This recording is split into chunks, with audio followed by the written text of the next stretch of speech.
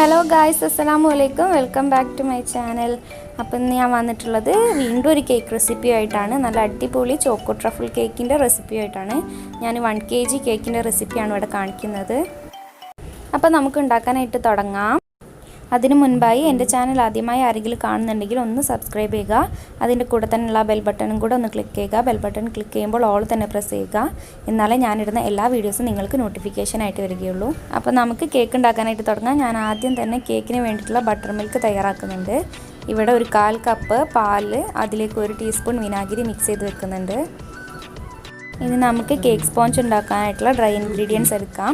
ഞാനിവിടെ 1 കപ്പ് മെഷർമെൻറ്റിൽ എടുത്തിട്ടുണ്ട്. അതിലേക്ക് 3 tablespoon dark cocoa powder ചേർത്ത് കൊടുക്കുന്നുണ്ട്.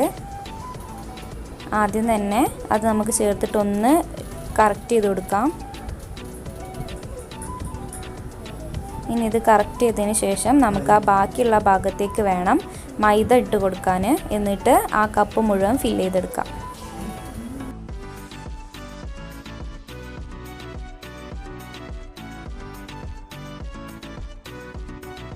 ഇനി നമുക്ക് കറക്റ്റായിട്ട് 1 കപ്പ് മെഷർമെൻറ്റ് എടുക്കാനായിട്ട് ഞാൻ ഇതുപോലെ ഒരു പേപ്പർ എടുത്തിട്ടുണ്ട്. അതിലേക്ക് ഞാൻ ഒരു സ്പൂണിൻ്റെ ബാക്ക് വശം വെച്ചിട്ട് ഇങ്ങനെ പൊടി ഒന്ന് തട്ടിയിട്ട് ഒന്ന് കറക്റ്റ് ചെയ്ത് കൊടുക്കുന്നുണ്ട്.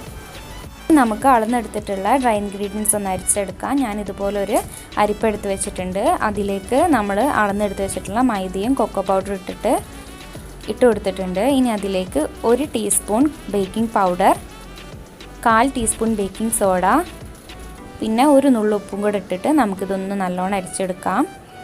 അപ്പം നിങ്ങളൊരു ബിഗിനർ ആണെന്നുണ്ടെങ്കിൽ ഞാനെടുത്ത മെഷർമെൻറ്റുകൾ കറക്റ്റാക്കി എടുക്കാൻ ശ്രദ്ധിക്കുക. എന്താണെന്ന് വെച്ചാൽ നമ്മുടെ കേക്കിൽ ഏറ്റവും ഇമ്പോർട്ടൻ്റ് ആയിട്ടുള്ളത് മെഷർമെൻറ്റാണ്. മെഷർമെൻറ്റ് തെറ്റിപ്പോയി കഴിഞ്ഞാൽ നമ്മുടെ കേക്ക് നമുക്ക് ഒരിക്കലും നന്നായി കിട്ടില്ല. അപ്പം ഞാനിതാ ഡ്രൈ ഇൻഗ്രീഡിയൻസ് ഒക്കെ ഒരു 3 വട്ടം അരിച്ചിട്ട് ഒന്ന് മിക്സാക്കി കൊടുക്കുന്നുണ്ട്. എന്തായാലും ഒരു 3 വട്ടമെങ്കിലും നിങ്ങളിത് അരിച്ചെടുക്കാനായിട്ട് ശ്രദ്ധിക്കണം. ഇനി ഞാനിവിടെ ഡ്രൈ ആയിട്ടുള്ള ഒരു ബൗളിലേക്ക് 3 കോഴിമുട്ട പൊട്ടിച്ചെടുത്തിട്ടുണ്ട്. വലിയ കോഴിമുട്ട ആയതുകൊണ്ടാണ് ഞാനിപ്പോൾ ഇവിടെ 3 എണ്ണം എടുത്തത്. നിങ്ങൾ ചെറുതാണ് എടുക്കുന്നതെന്നുണ്ടെങ്കിൽ 4 എണ്ണം എടുക്കാനായിട്ട് ശ്രദ്ധിക്കുക. ഞാനിതൊന്ന് ബീറ്റ് ചെയ്തെടുത്തതിന് ശേഷം ഇതാ 1 ടീസ്പൂൺ വാനില എസൻസ് കൂടെ ചേർത്തിട്ട് ഒന്നും കൂടെ നന്നായി നമുക്ക് ബീറ്റ് ചെയ്തെടുക്കാം.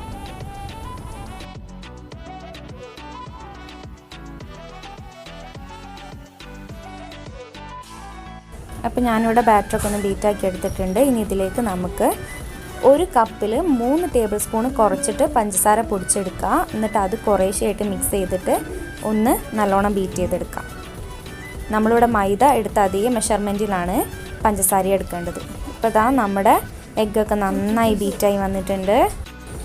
അപ്പോൾ ഇതാ ഞാനിത് ബാറ്റർ മുഴുവൻ ബീറ്റ് ചെയ്ത് വെച്ചിട്ടുണ്ട്. ഇനി അതിലേക്ക് ഞാനൊരു 1.5 ടേബിൾ സ്പൂൺ സൺഫ്ലവർ ഓയിൽ ഒഴിച്ചു കൊടുക്കുന്നുണ്ട്. നമുക്കതൊന്ന് മിക്സാക്കി എടുക്കാം. ഞാനിവിടെ മിക്സാക്കി എടുത്തിട്ടുണ്ട്. ഇനി അതിലേക്ക് ഞാൻ ആദ്യം തന്നെ റെഡിയാക്കി വെച്ചിട്ടുള്ള ബട്ടർ മിൽക്ക് മിക്സ് ചെയ്ത് കൊടുക്കുന്നുണ്ട്. ഇനി നമുക്ക് നമ്മുടെ ബാറ്ററിലേക്ക് ഡ്രൈ ഇൻഗ്രീഡിയൻസ് ഇട്ടിട്ട് ഒന്ന് കട്ട് ആൻഡ് ഫോൾഡ് മാനറിൽ മിക്സ് ചെയ്ത് തുടങ്ങാം. ഓവർ മിക്സ് ചെയ്യരുത്. കട്ട് ആൻഡ് ഫോൾഡ് മാനറിൽ മിക്സ് ചെയ്ത് എടുക്കാം.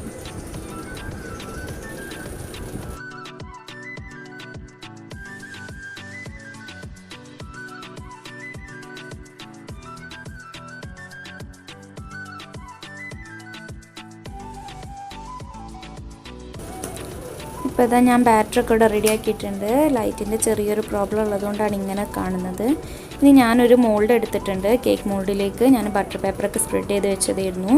അപ്പോൾ ഇനി അതിലേക്ക് നമ്മുടെ ബാറ്റർ ഒഴിച്ച് കൊടുത്തിട്ട് നമുക്കതൊന്ന് നന്നായി ടാപ്പ് ചെയ്ത് കൊടുക്കണം. അപ്പോൾ ഞാനിതാ മുഴുവൻ ഒഴിച്ചിട്ടുണ്ട്. ഇനി നമുക്കൊന്ന് നല്ലോണം ടാപ്പ് ചെയ്ത് കൊടുക്കാം.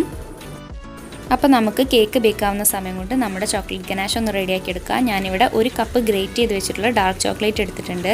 അതിലേക്ക് ഞാൻ 1 ടേബിൾ സ്പൂൺ ബട്ടർ ഒഴിച്ചെടുത്തിട്ടുണ്ട്. ഇനി അതിലേക്ക് ഞാനിവിടെ നല്ല ചൂടുള്ള വിപ്പിംഗ് ക്രീം ഒഴിച്ചിട്ട് ഒന്ന് മിക്സാക്കി കൊടുക്കാം. ഇനി അതൊന്ന് മെൽറ്റ് ആവുന്ന വരെ വെയിറ്റ് ചെയ്യാം. ആ സമയം കൊണ്ട് നമുക്ക് നമ്മുടെ ക്രീം ബീറ്റ് ചെയ്യാൻ തുടങ്ങാം. അതിനു വേണ്ടി ഞാനിവിടെ 1 കപ്പ് വിപ്പിംഗ് ക്രീം എടുത്തിട്ടുണ്ട്. ഇനി നമുക്ക് അതൊന്ന് ബീറ്റ് ചെയ്ത് തുടങ്ങാം. ലോ സ്പീഡിലിട്ടിട്ട് സ്റ്റാർട്ട് ചെയ്യുക, പിന്നെ ഹൈ സ്പീഡിലേക്ക് മാറ്റി കൊടുക്കുക.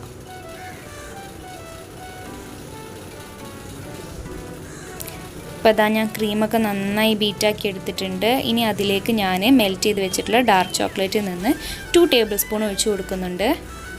ഇനി അതും കൂടെ നമുക്കൊന്ന് നല്ലോണം മിക്സ് ആക്കി കൊടുക്കാം.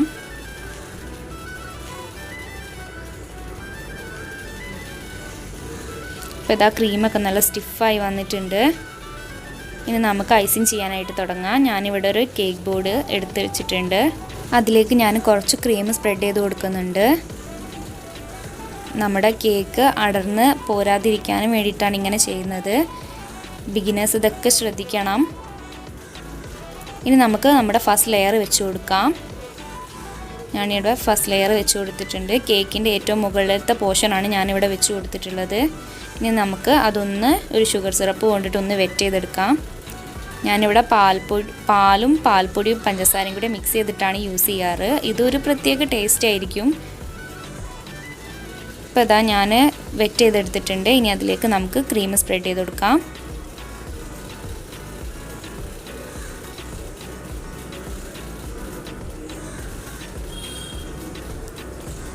ഒരു കേക്ക് നൈഫ് ഉപയോഗിച്ചിട്ട് അതെല്ലാ സ്ഥലത്തേക്കും ഒന്ന് സ്പ്രെഡാക്കി കൊടുക്കുന്നുണ്ട്. ഇനി അതിൻ്റെ മുകളിലായിട്ട് ഞാൻ കുറച്ച് ചോക്ലേറ്റ് ചിപ്സ് ഇട്ട് കൊടുക്കുന്നുണ്ട്. ഇതൊക്കെ ഓപ്ഷനിലാണ്, നിങ്ങൾക്ക് വേണമെങ്കിൽ ചെയ്താൽ മതി. ആ ഒരു കേക്ക് തിന്നുമ്പോൾ ആ ഒരു നല്ലൊരു ക്രഞ്ചി ആയിട്ടുണ്ടാവും അങ്ങനെ ഇട്ട് കൊടുക്കുമ്പോൾ. പിന്നെ കുറച്ച് ചോക്ലേറ്റ് ഗനാഷും കൂടെ ഒഴിച്ചിട്ട് ഞാൻ സെക്കൻഡ് ലെയർ വെച്ച് കൊടുക്കുന്നുണ്ട്. സെക്കൻഡ് ലെയറും നമുക്ക് ആദ്യത്തെ പോലെ തന്നെ വെറ്റ് ചെയ്തെടുക്കാം. സെയിം പ്രോസസ്സ് തന്നെ റിപ്പീറ്റ് ചെയ്താൽ മതി ഇനിയുള്ള എല്ലാ ലെയേഴ്സിലും.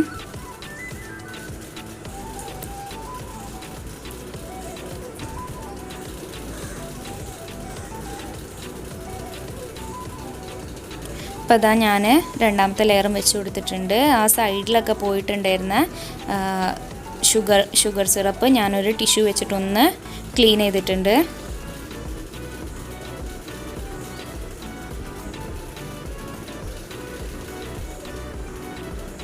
അപ്പോൾ ഇതാ നമ്മുടെ തേർഡ് ലെയറും വെച്ചു. ഇനി നമുക്ക് ക്രം കോട്ട് ചെയ്തെടുക്കണം.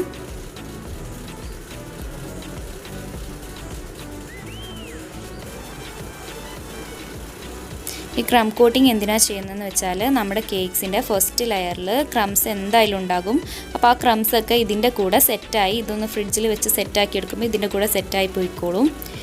അപ്പോൾ നമ്മൾ അടുത്ത സെക്ഷനിൽ ചെയ്ത് വരുമ്പോൾ നല്ല ക്ലീനായിട്ട് നമുക്ക് ഐസിങ് ചെയ്യാൻ പറ്റും. നമുക്ക് ഒരു കേക്ക് നൈഫ് വെച്ചിട്ടൊന്ന് സ്പ്രെഡ് ചെയ്ത് കൊടുക്കാം.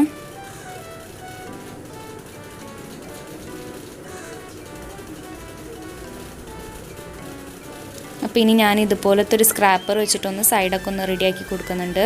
നിങ്ങൾക്ക് വേണമെങ്കിൽ ATM കാർഡോ അങ്ങനത്തെ എന്ത് കാർഡ് വേണമെങ്കിലും യൂസ് ചെയ്യാം. ഞാനിതിപ്പോൾ ഓൺലൈനായിട്ട് വാങ്ങിയതാണ് ഞാൻ ആദ്യം ചെയ്തിരുന്നത്. അപ്പം നമുക്കിനി അതിൻ്റെ സൈഡൊക്കെ ഒന്ന് റെഡിയാക്കി കൊടുക്കാം. അപ്പോൾ അതാ ഞാനിതൊന്ന് ക്രം കോട്ട് ചെയ്ത് ഒരു 10 മിനിറ്റ് ഫ്രിഡ്ജിൽ വെച്ചെടുത്ത കേക്കാണിത്. ഇനി നമുക്കതിൻ്റെ സെക്കൻഡ് കോട്ടിങ് ചെയ്ത് തുടങ്ങാം.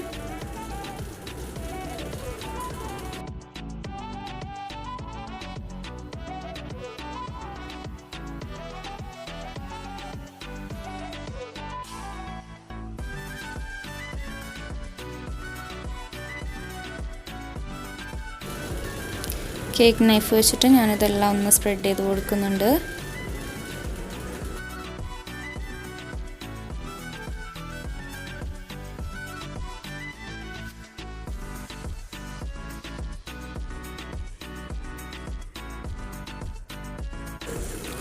അപ്പോൾ ഇതാ ഞാനിനി ഇതുപോലെയുള്ളൊരു സ്ക്രാപ്പർ വെച്ചിട്ട് ഇതിൻ്റെ സൈഡ് ഒന്ന് ഡിസൈൻ ചെയ്ത് കൊടുക്കുന്നുണ്ട്.